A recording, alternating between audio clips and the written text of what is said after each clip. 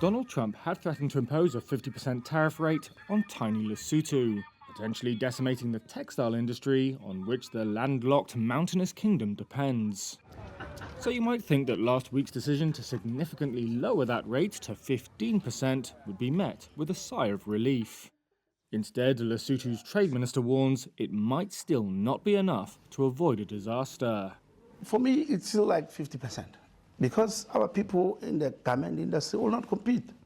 Moketi Shilile pointed to competition from Eswatini and Kenya, both of whom have lower US tariff rates at 10%. And they are both in the same market as us. And it will be quite easy for the buyers to switch their allegiance to these two countries and place orders in these two countries.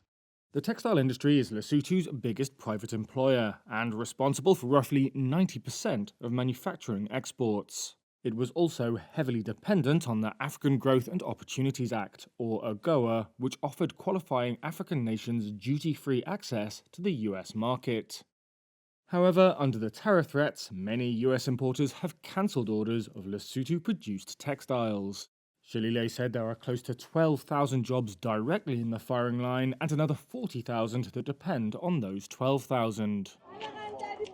At a market in Lesotho's capital Maseru, clothing vendor Hopalang Lebamang fears for his future. The knock-on effects of the tariffs will mean he has to inflate his prices, he says, and that will make them unaffordable for his clients.